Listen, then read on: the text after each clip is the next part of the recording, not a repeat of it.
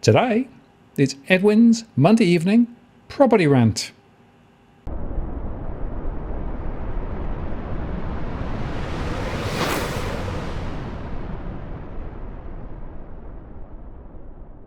Hello again, it's Martin North from Digital Finance Analytics, World Notice Post covering finance and property news. Another Monday evening, and Edwin is back. Only, 5 days from last time, but it feels like a lifetime. Edwin, hello, welcome. I'll tell you what, with when the flu puts you down, you feel like your life's going to whiz away. But it's Yeah, hard to it breathe, can especially be at night.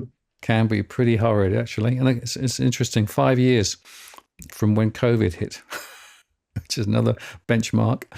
25 years since the dot-com bubble crash. And of course, stock markets are wobbling all over the place at the moment because of what Trump is doing. It's interesting times indeed, and I don't know quite how this is going to all play out. It's not good, but the light on the hill, of course, is guess what? Property. That's right. Look, I must say, Martin, with all the madness and everything that's going on, I'm going to ask you a question. What's wackier than Canadian politics and in the leadership over in Canada? You mean Mark Carney, the ex Bank of England chief, and of course ran the bank in Canada as well, is now being elected. Very little political experience, but says he's going to stand up against Trump and make sure that Canada is, not going to be whisked away as another state in the US. I mean, you can't make this stuff up. And, I made a show called Losses Ahead, Market Stress into Uncertainty as Policy Arena Shifts. And that's, in a way, in a nutshell, the problem, right? We've got the situation now where there are so many uncertainties on so many fronts, politically, economically, socially. It's very hard to make any sense of anything at the moment. Of course, Albo pushed the date of the election back because of the floods in Queensland. And our sympathy goes out and thoughts go out to those battling with the water and the wind and everything else up there at the moment, particularly the water. But we live in very uncertain times, don't we? Look, it is very uncertain, and it's also uncertain to know who you're really bidding up against at an auction. We don't know, right? and this is where people have really got to be careful. I mean, look, again, we joke about it, but look, at the end of the day, Martin, as times are really uncertain, we don't know which way the economy is going to go. We don't know who's going to be holding on to a job. Sometime, this time next year. We don't know where things are going to go. But one thing for sure is I can, as day and night, is the fact that we grab onto the actual numbers that are on market a lot more. They become they become the torch. They become the match that lights up the way for part of the from one week to the next. But look, at the end of it, as I was saying earlier on, and you said earlier on that the uncertainty, and this is where people have got to be really, really careful because of all these uncertainties around us. Not really knowing what's going to happen 3 months down the track, 2 months down the track, just trying to read the tea leaves as we go along. But we've got we've got a lot of money coming in, smart money. People are calling for smart money to come into Australia. There's the notion that overseas money is what's going to get the investment happening here in Australia, and you got international investors looking at Australia because of the what they all feel is that security and some certainty from the shit show that's happening all around the world. Well, this is a really interesting article, and it's making the point that Australia remains a standout. Australia's relative economic and political stability, its political isolation, geographic isolation, and its ability to control immigration. The key advantages of controlling immigration, we seem to have very high immigration, and they've had lots of requests to migrate. So it is interesting. And interesting also, Edwin, that I've had a couple of conversations with people thinking about going to Australia. At the same time, I've had conversations with people in Australia wanting to leave. I'm scratching my head thinking, well, is the grass always greener on the other side of the street? I don't know. But to my mind, no easy answers at the moment. But the fact is that there are significant numbers of people looking at Australia, looking at the weakness of the Aussie dollar, which means that your international monies are actually, worth a lot more in Australian terms, and thinking, well, maybe now is the time to come into Australia. Okay, they've lifted the drawbridge slightly in terms of migration, but migration is still very strong. And that is putting a bit of a sort of support, not universally across all markets, but specifically in some markets where we are seeing cashed up international buyers coming to Australia and are able to join the party, the property party, which of course is, well, according to the latest data, still bubbling along. And you mentioned the dummy bidding, and I saw your post earlier on, right, which was who spotted the dummy bidder. Committed buyers. Are there committed buyers? What's going on? Well, this is the thing, and this is what I was saying, where people have really got to be careful because I guess in a way the numbers are still relatively high in terms of on market. We're really not seeing a pullback in listing numbers as yet because the weather, even the weather patterns are a little bit all over the place as well. But look, this is where there's still a lot of demand out there from in various parts of Sydney, across many Sydney markets. As a matter of fact, the bottom end, the 900 to 1.1, 1.2 million mark, is very, very buoyant, very, very strong.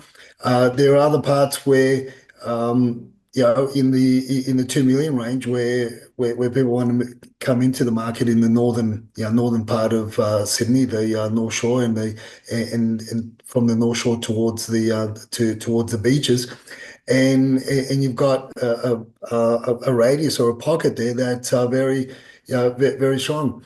Likewise, another market that's wakening up is once again the Shire and the lower the lower mountains. But what's synonymous across a lot of these markets is the fact that you could be bidding against dummy bidders because they're becoming prolific. And this is what we've been saying to people: be careful.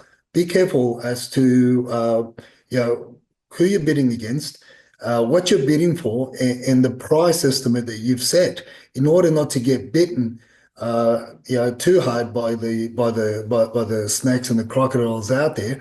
Is you just got to set the bar before you actually get to the auction, and know your limits, because you can get carried away.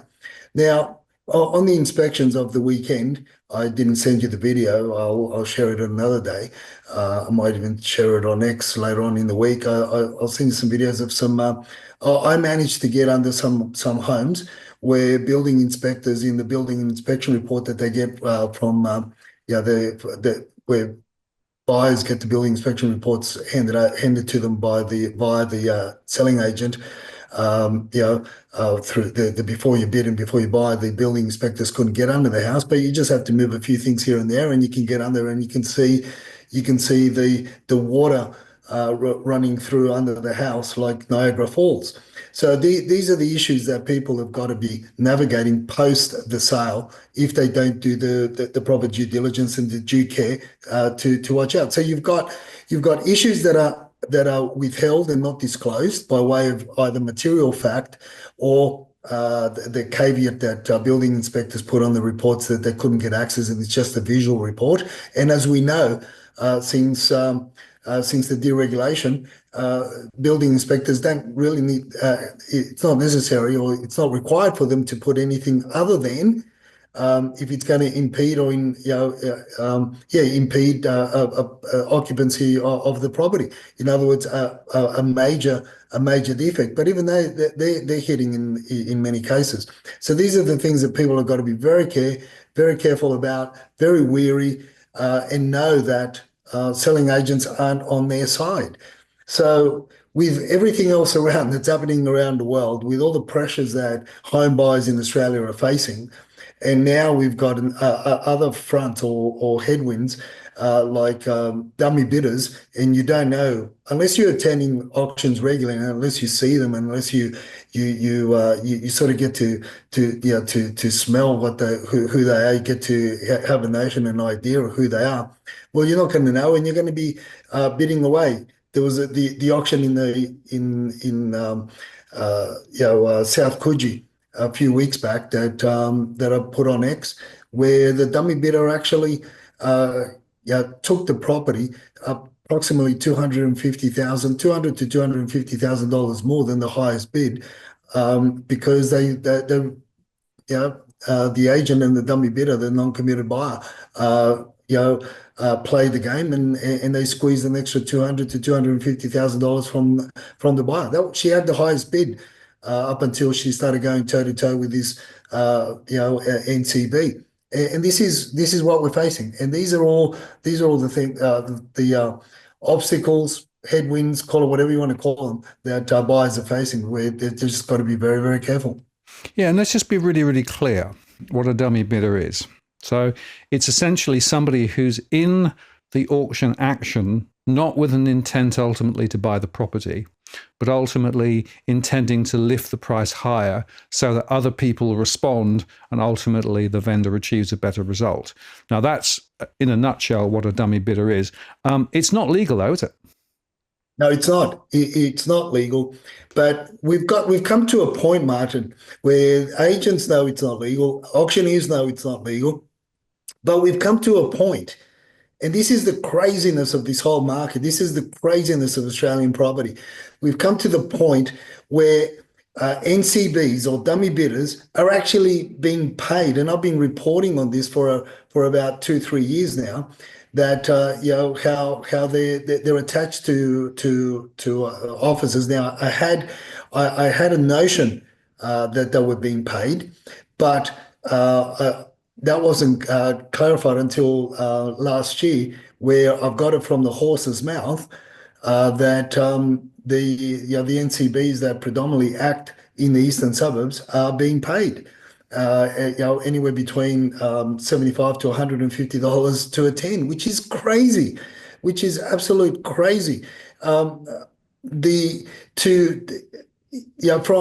what I understand, not only the agent can be in a lot of hot water if they're found out, but also the vendor. The vendor can face a hefty fine as well if it is deemed that they colluded with a dummy bidder. But the one that I posted on X, Martin, over the week was an interesting one, because it was two brothers. They didn't know. Yeah, they weren't talk in terms of such. They're two vendors, and one vendor, got who I imagine to be one of his mates, and the other vendor got one of his mates or relatives, whatever, to attend the auction, and talking to the auctioneer afterwards, it's alleged that, and he's very confident. And the suspicion is that the two people that carried the auction, something like $250,000, that's $150,000 above the reserve, were dummy bidders. And the reason why is because the two vendors didn't collude properly, just didn't get their it's crazy. It's crazy to have two dummy bidders, and to have the dummy bidders actually hold the highest bid, to the point where the auctioneer was forced to pass the property in at a much higher price, in order to, when they realized that each of the vendors got a dummy bidder of their own without talking to each other, and there you go. Everybody else pulled away at, from what the auctioneer says, pulled away at around the 1.4 mark, and the two dummy bidders carried it all the way to 1,475,000. Edwin, that's really interesting. And a couple of points there. The first is that the non-committed buyer, the NCB, that's the acronym you used, is definitely a feature. So when you have two of them going head to head and effectively without understanding, which means that not everybody in the room knew that there were dummy bidders there, right? That's the first point. The second one is that so at some point the auctioneer must have realized what was going on, and then, as you say, passed it into a much higher price than expected. it just shows you how fixed this all is. And, you know, very, very important for anybody who's actually thinking of attending an auction. This is a non-trivial exercise because there's a lot going on below the waterline. We've spoken previously about the emotion that's involved, and that emotion is often stoked by people who are not interested in ultimately getting the property, but are just being paid to help bid the price higher, which is another pretty disgraceful fact that's happening, I think, quite more often, actually, quite a lot more often than many people expect and would assume. I don't know how, as an ordinary prospective purchaser, you can really insulate yourself from this, though. Well, look. As I said, the one of the many ways that you can insulate yourself, as you say, is by having your fixed price. That's it. You've got to make that decision before you attend the auction. You've got to have that price. Write it down, put it in an envelope, and then open the envelope, and somehow, you just got to be committed to that price, and not fall into the many traps that happen on the day. Getting caught up with an NCB, getting caught up in the fanfare, and getting all emotional all of a sudden, calling mum and dad and asking them if they could loan you an extra 30, 40, 50, whatever, $100,000. It's crazy. You can't, as I said, you can't really insulate yourself against the dummy bidders. They're not easy to spot. You can get an idea, but something needs to be done from a parliamentary level, from a legislative level. Something has to be done. If it's not done, it is running amok. As I said earlier on, and we said earlier on, it's against the law. But here we go. Here we are, where dummy bidders, NCBs, are being paid to attend. That is the lunacy of this whole market, Martin. And that, why do they do it? Because they know that auctions carry a lot of emotion, and then people get carried away, and they don't look around to study the environment. I like to hang around at the auctions that we attend, and I tell the rest of our team as well, get there early. Stand around at the registration desk to see who's registering, and then you get a better idea as to who you're going to go against if you haven't already seen them before at the open house inspections. Yeah, well, that's very good advice. And make sure that you have in your mind a maximum price that you can go to before you attend the auction, and stick to it. That's really, really important. And I've seen a few people really get into terrible trouble simply because they get caught up in the moment and end up paying a lot more than they should. By the way, that puts more upward pressure on prices elsewhere as well, of course, because, it sort of flows on. So it's really important that people understand the consequences of, dummy bidders and all of those things. Now, you mentioned earlier on another very important point, and that is that there is some significant dynamics going on across the Sydney market, which is different at different price levels.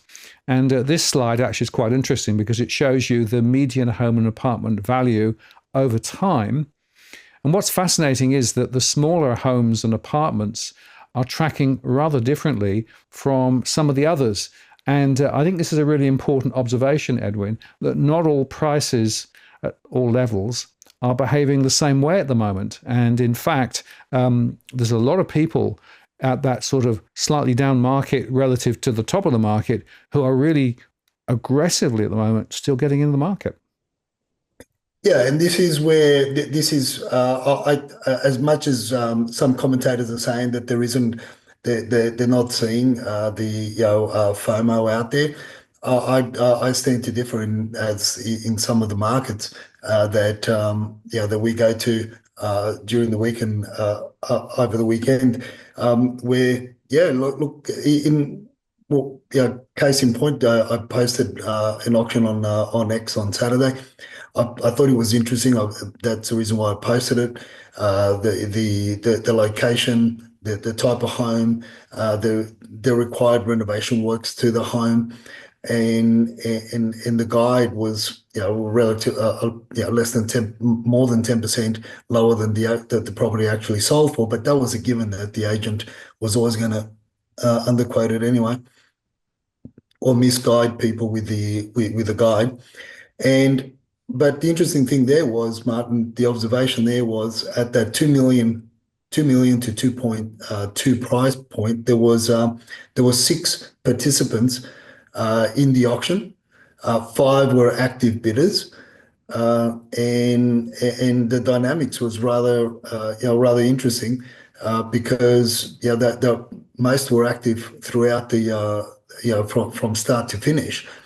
And then you witnessed the banker mum and dad, because two of the couples kept on turning around to mum and dad to see how much more they could get, and mum saying to the son, "Come on, another five, don't worry, I'll give you another five," and then dad saying, "No, that's it, I've had enough." I mean, these are the conversations. I'm standing right next to them, Martin, and listening to these conversations. That's why I shout. So it's fascinating. So in that bracket, you see a lot of activity. Then you've also got the bracket, obviously, with the first home buyers that they want to come in, which is your 900 to your 1.1 million. And that's a very a very relatively warm, call it hot. It's in demand, where a lot of properties are actually being sold before they even get to auction, because vendors, according to the agents, have been offered and given crazy prices, prices that didn't expect, and they just more or less have a bidding war before the actual day of the auction, which is, I find it very hard to understand. But hey, that's why the selling agents want to run it. But the other thing that's capturing a lot of our attention across our team is your late 60s, early 70s, three-story walk-up apartments across, closer to the city.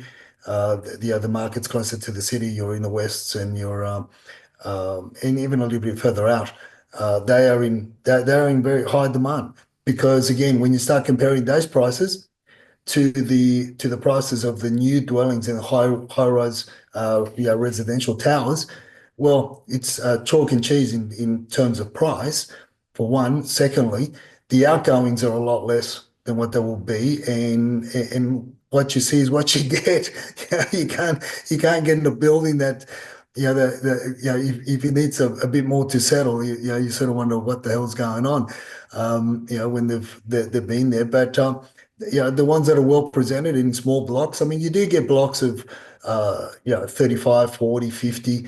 They look a bit shabby, but in amongst all those, you've got the smaller blocks of anywhere from 12 to 27, 24 apartments, and they look very, very attractive. So yeah, the graph that we've been charting from the median house values is very interesting, and it starts painting a picture. So that's taken from June, July last year till now, and we'll continue to chart that and see. I mean, last week was the historically was a milestone, because Sydney freestanding homes median on the day breached the 2 million, which was rather interesting. But now we're back down to 1,835,000, I think, from memory. Yeah, and that's very interesting. The other factor, of course, in all of this is, well, what is the supply of available property?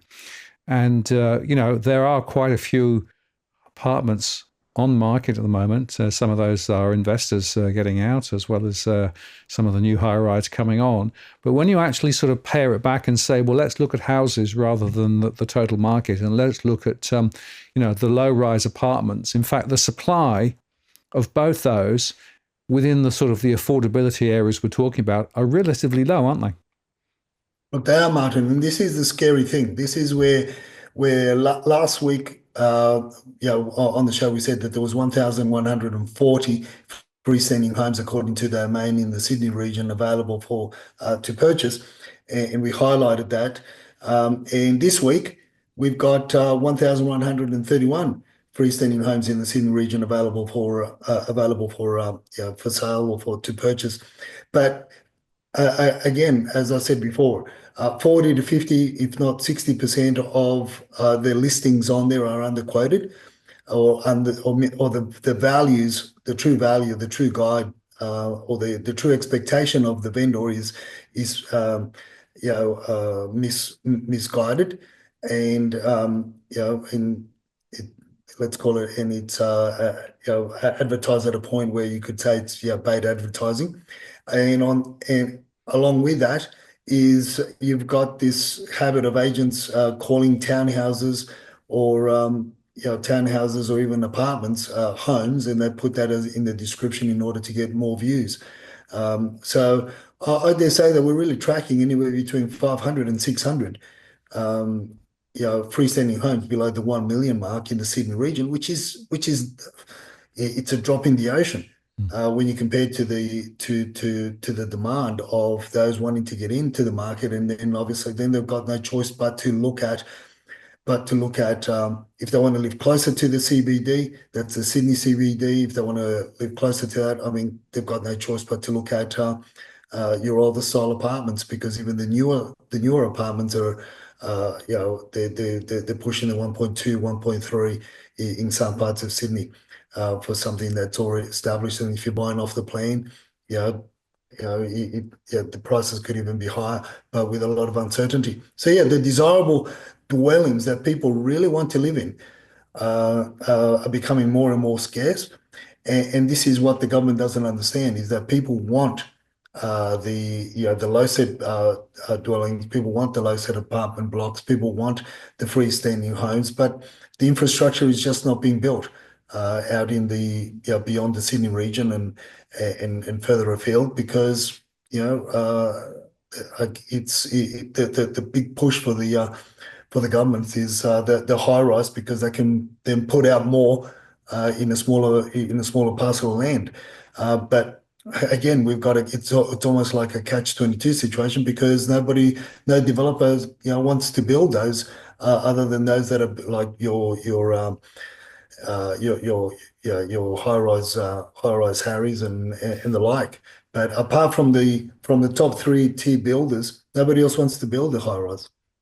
Well, economically, it's quite difficult to do. And of course, they have to cut corners quite a lot and reduce the specs, which of course then means that the maintenance costs down the track will be a lot higher. And I think I want to just come back to a point you made a little while ago.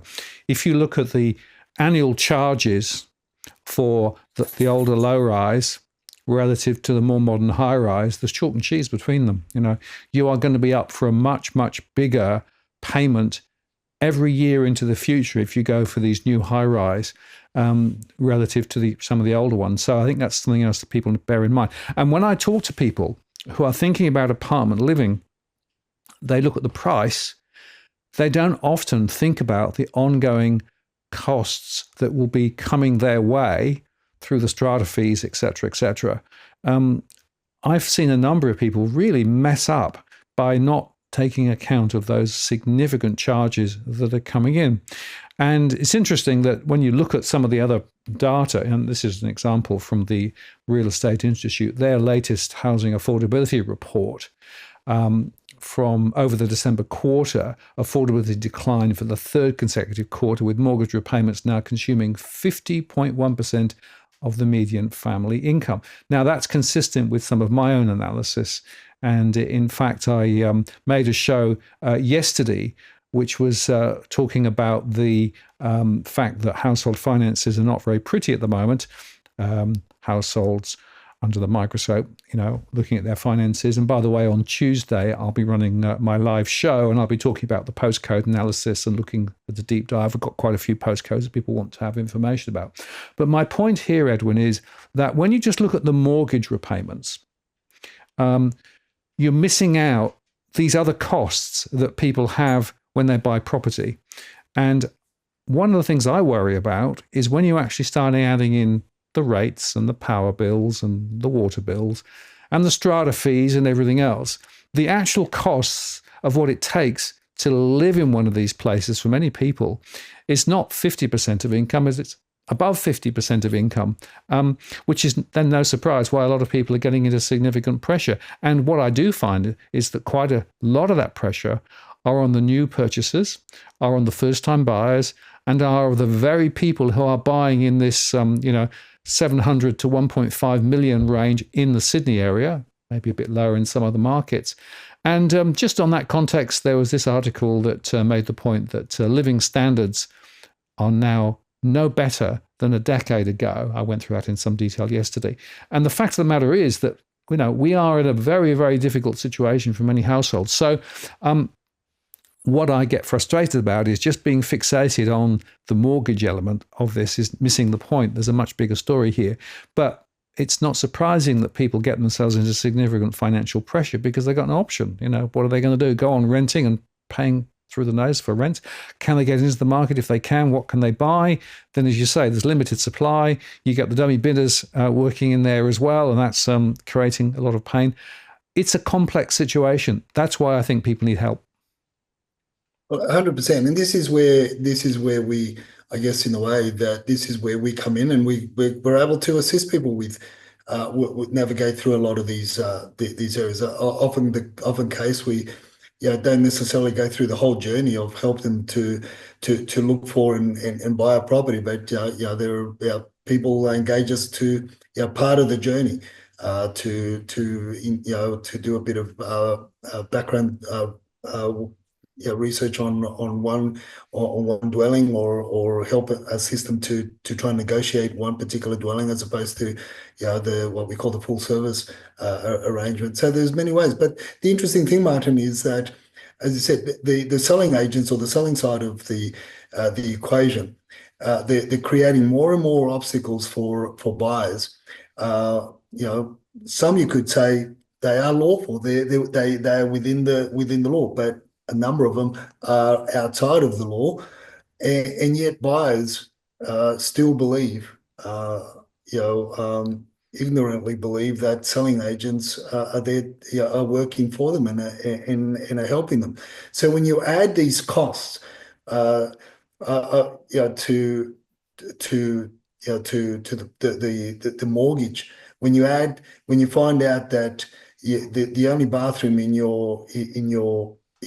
the house that you bought, or the apartment that you bought, is leaking like a sieve, but he wasn't captured in the building report because the poor little bunny, the building inspector couldn't get it. Said that there was a 4-liter can of paint at the obstructing him from getting under the house. Things like that. I mean, I've seen it all. I've seen them all, where there's where you can literally take an elephant under some houses, and these reports say that they couldn't get under there for one reason or another. But and that adds to the ongoing costs. But outside of the monetary costs, Martin, is the emotional investment that people are making into these dog boxes that they get caught up with, because they didn't buy right. They bought on a whim. They bought on the advice of the selling agent. They bought because they got emotionally caught up in the slipstream of the emotion of the on the day of the auction. And you hear all these stories, and as some of them you think, no, that can't be right, but they are, because that type of purchasing and the desperation that people are in, that they get themselves into deeper hot water, without knowing. And all they want is a place to accommodate the family. Yeah, well, of course, the need for somewhere to live and build a family is critical. I mean, the average age of people getting into that situation is now 10 years higher than it was a couple of decades ago. And that's one of the reasons why in the latest Hilda data, now, it's 2022 data rather than 2025 data, so it's 3 years out to date, but it shows you that the rate of home ownerships pretty much across the country are actually dropping. And this is because people are getting into property later because it's more expensive. That means, of course, that they postpone other decisions. Don't get married or get married later, don't have kids or have kids later. And that means, of course, that when they actually come to the other end of their working life, they're still going to have a mortgage. They're still going to be paying significant amounts. And so this whole financial overlay on household finances is the true story here. Now, there's no chance that this is going to actually be debated in the upcoming election, but it should be. It should be, because this is a situation that has been created quite deliberately by bad policy over the last 30 years. And you can point to high migration. You can talk about the banks being able to lend a lot more. You can talk about all of the issues about planning controls and, all of those things. It's multifaceted, multi-headed. I think the finance stuff is a big part of it, but it's not the only part of it. But what it means is that there are social consequences of this. And those social consequences are being carried by people at the moment. And again, in my one-to-one conversations, I keep coming back to the same issues that, people are forced into making bad decisions because there's no alternative. They don't want to do it, but they're being forced to. They're being forced to take bigger mortgages because they have to get somewhere to live, because they want to start a family, because they need the security rather than living in the rental sector, for example. This is shameful. This is shameful on the political system that's really created this over the last 20 to 30 years. And yet I don't see any real intent of either side of politics to want to talk about the critical issues. They're talking about, it's just supply. We'll build a bit more property. Well, no, that's not going to solve the problem. Let's be clear about that.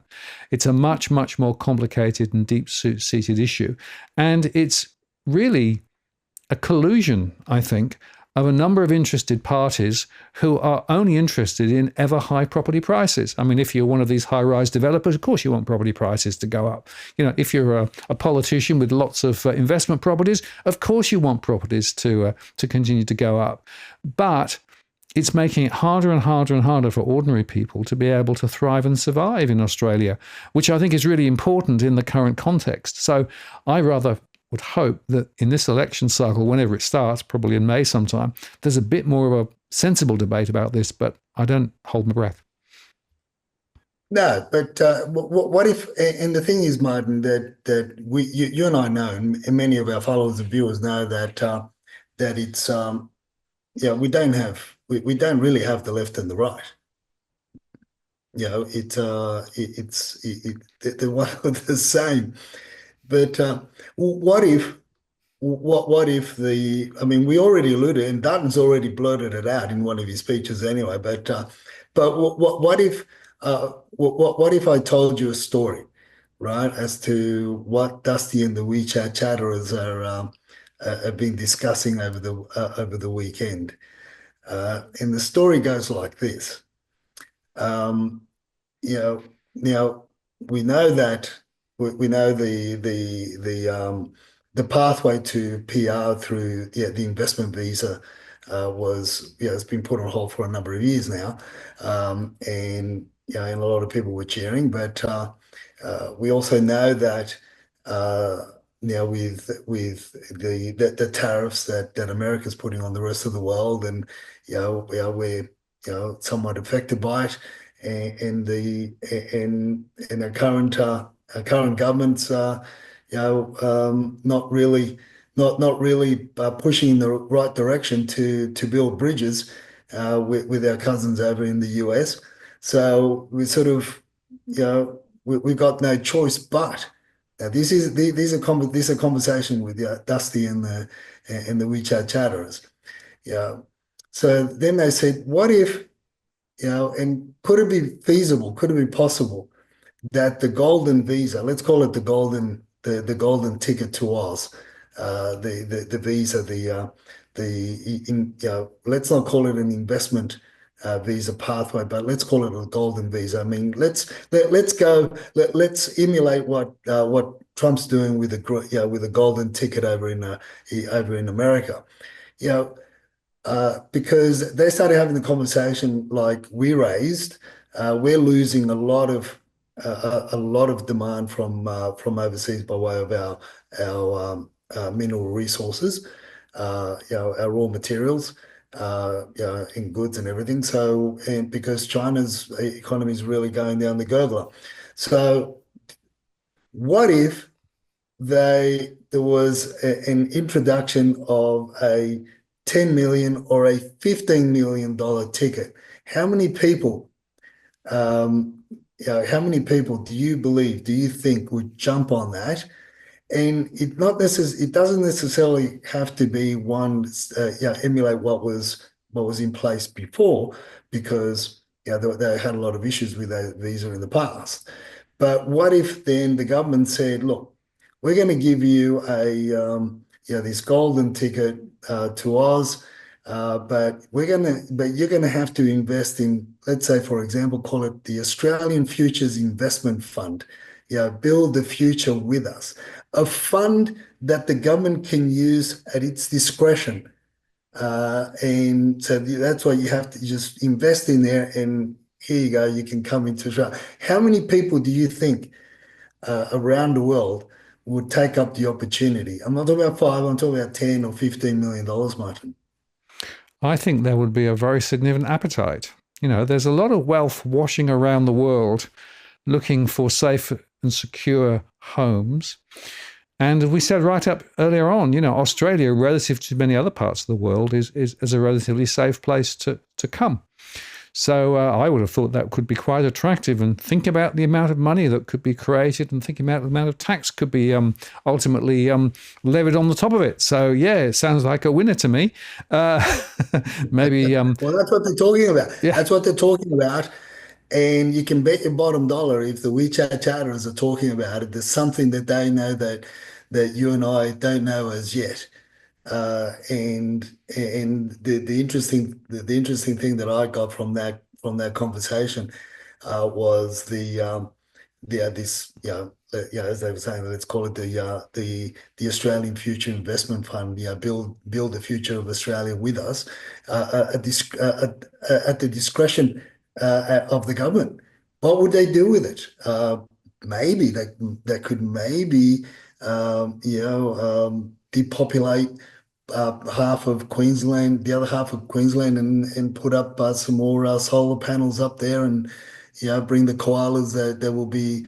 They won't have a home there. Bring them down to New South Wales, and they could go more green than what America ever did, or any other, or Germany for that matter. They could do anything with that fund, right? Because it's at the discretion of the government. Or you could fund some nuclear power stations. Just saying. There you go. Yeah, well, I'm not particularly into political conspiracy theories, but I will just make this point that, of course, Labor had a thumping election win over in the West, which is perhaps not surprising, but many people were expecting a more significant swing the other way. I have to say that I think both sides of politics are in trouble, because if you look carefully, a lot of people don't trust either side of politics and believe that they're in there for their own vested interests rather than actually for the interests of Australia. And, all the evidence would suggest, well, there's maybe some truth to that. But it will be interesting to see how it plays out when the election campaign sort of starts running. I'm sure there will be some property-related promises, and I'm sure there will be some migration-related promises. So let's see whether your theory also comes true with regard to a bit of bribery to be able to bring, more people with a lot of money into the country. Well, what do you need? You need more money. What do you need? More people with more money. Why? To keep property prices up, of course.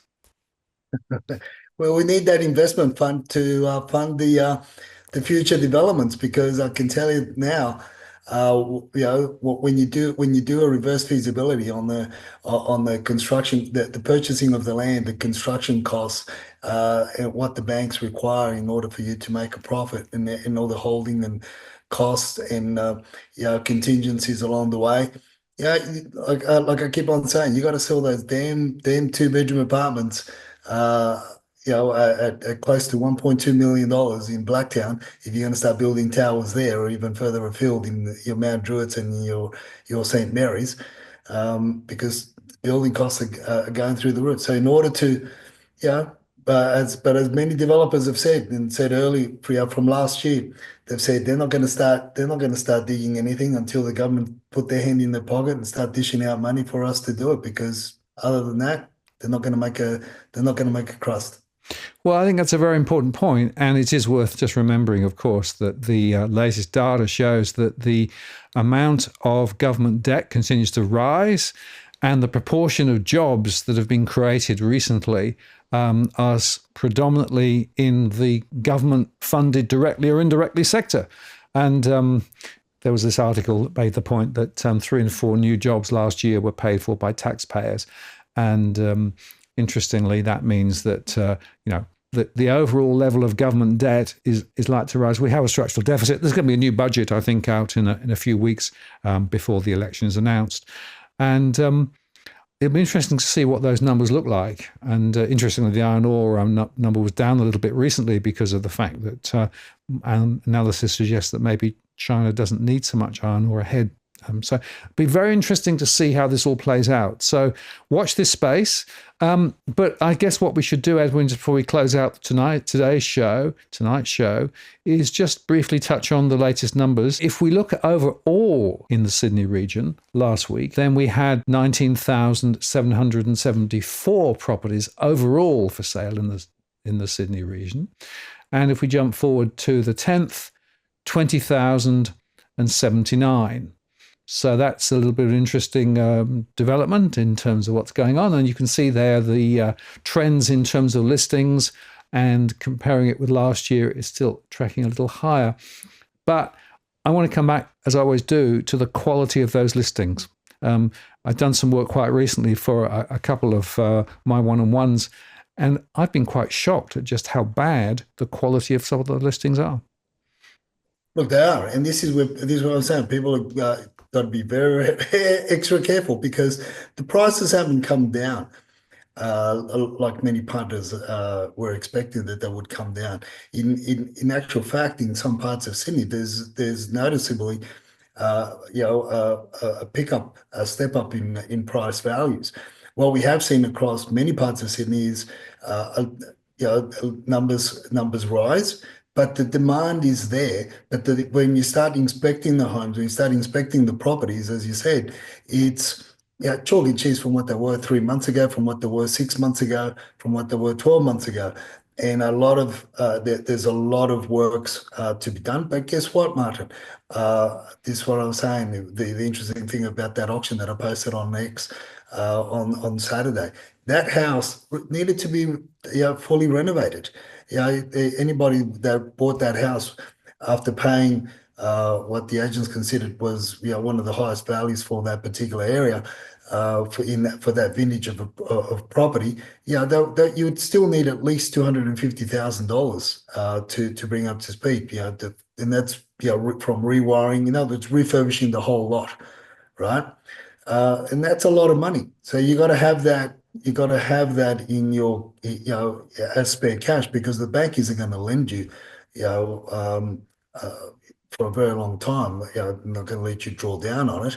So you got to basically have that, or do the renovation in stages whilst you're living in it and choking on all sorts of toxic. You're living in a toxic environment for how long?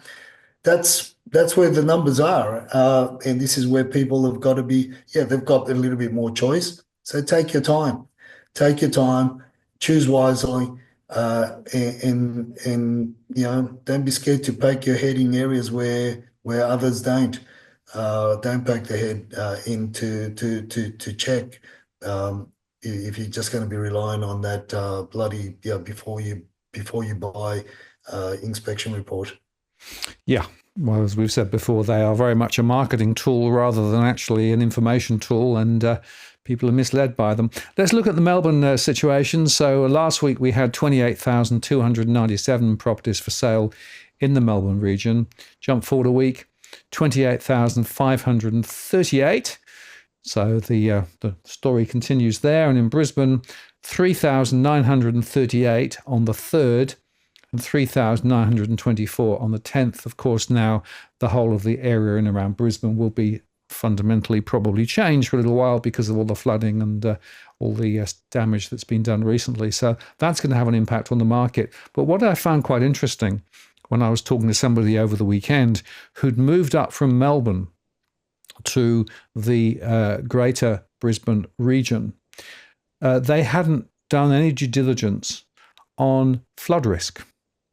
And all of a sudden, their lovely property with absolute waterfront views has absolutely no beach views now at all because the beach is gone, right? And behind them, the little creek that sort of trickled down was a roaring torrent. And they've now realized that they've bought something that is really, really concerning them. Now, whether they've got power, I don't know now. That was something else they were worrying about at the time. But the point is that quite a lot of those people who moved up from particularly Victoria up to Queensland probably didn't do sufficient due diligence on the property they bought. And now they're finding that flood risk and those sorts of things are definitely there, front of mind. One of the things that we found that become better and better over the years is the tools and the facilities that have been provided online through via the council websites and other private websites that they give you limited access and you pay for greater access, where you can check a lot of the flood prone areas, the flood zones, also bushfire prone areas. You can check the natural waterways, courseways. You can do historical checks, and as I keep on saying, you only have to think of the name of the suburb as a relation to, if it has some sort of a relation to water, run away. Like the ponds.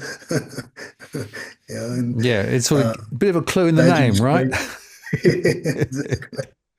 Let's look at the auctions, and the story is, of course, here that the auctions now. Let's be clear, there are a few holidays and things whizzing around the statistics a bit, but nevertheless, it does look as though we are going to see a little bit of momentum. That's the story. Now, what's this week looking like? Well, for the 15th, Victoria will have quite a few, because I think last week was a bit of a holiday weekend there. Auctions in New South Wales looking okay, but when you look at it comparing this year, last year, well, what do you see, Edwin? Well, if you look at percentage wise, we're tracking on par with last year's numbers. Given the fact that there's been a lot more properties for sale on market, but could you say that the counter to that is the less properties being taken to auction? That could be an argument that some would use. I would tend to differ, because if a property is on the market by way of auction or private treaty, it's on the market. But so people are still, if you just purely looking at the percentages, if you're looking at the numbers, it tells me that people are becoming the wiser and realizing that if they're going to achieve a higher value for the property, or the high values that many agents have given them for properties, agents have got to work a little bit more than a 3-week campaign in order to achieve those prices. They've got to really work a little bit more, and they're going to be on market a bit longer. That's one. The other one is, of course, is that it takes a lot longer to sell a lemon than something that's been polished up. In other words, if you're buying a rental, or if you're buying something that somebody hasn't taken care of, being an owner-occupier home, well, it's going to take a little bit longer, and it's going to take a little bit more than conducting an auction, a single auction, unless it's a very attractive proposition by way of land envelope, location, and everything else. So agents have got to work a lot harder. That's what it tells me. And I think that's a really important point, specifically about the duration of a campaign. We've said, I think, on previous shows that the average life of a campaign has got compressed. Obviously, it's cheaper for the agents if they can do it, in less time. But the net effect often is that perhaps you don't get the maximum impact that you might, and you might not get the best price. So therefore, you go back to this. We'll quote you a really big number, but then actually what you actually get is quite a lot smaller number, and then you have to sort of be negotiated down to accept it. And, we've spoken about that in the past. So maybe the average duration of a sale should be extended to provide more capacity for that to happen. Let's just quickly look at the rentals. And in Sydney, last week, 10,292 in the Sydney region, 10,275 this week, So, not a huge amount of change. And in Melbourne, 10,788 compared with 10,791. Well, Edwin, as we come to the end of the show, thoughts on your tip for the week? The tip of the week is really one straightforward for those that are following the show and have got investment properties. And if you haven't already been notified that the regulations have changed with regards to water efficiency, with toilets that they've got to have a dual flushing system.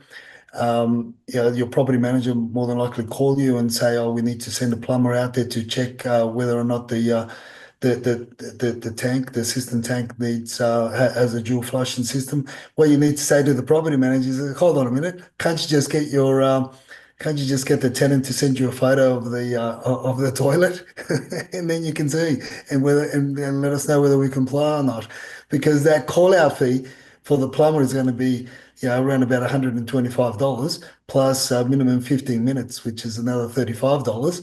So you're going to be paying $150 when the property manager, if they had two brain cells, they just tell the tenant, "Hey, can you please take a photo of the tank and the toilet and send it to us." That way we can put on the records whether it complies or not, and if it doesn't comply, we can get a plumber out there to change it or do something, notify the landlord and change it. So it's a bit of a saving tip, Martin. Yeah, no, very good. And what I would say to you, and I don't know whether you've seen this, but some of these dual flush toilets that can be installed are pretty troublesome. Quite often what you find is that the little thing sort of starts to get jammed, and then it doesn't actually stop the water when you want it. So I think that quite a few people have been sold a bit of a problem here, insofar that it might work for a little while, but then goes wrong, and then you have to get the plumber back to sort of fix it. Or if you can make the adjustments inside yourself, you can probably get it to work again. But my experience of these dual flush systems is they're not great. No, they're not. And landlords better beware, because a regulatory change to the dual flushing system potentially, they're going to get conned into doing a whole bathroom renovation. So, be careful. Very, very good point there. Well, Edwin, as always, great to catch up with you on a Monday evening, and thank you for all the work you do to put these slides together. I'll look forward to catching up with you next week, and of course, there'll be a whole lot more water, literally and metaphorically, going under the bridge. So I'll look forward to seeing what our week looks like next week. Take care. All the best, man. You take care. Cheers, and cheers to all our viewers. Bye.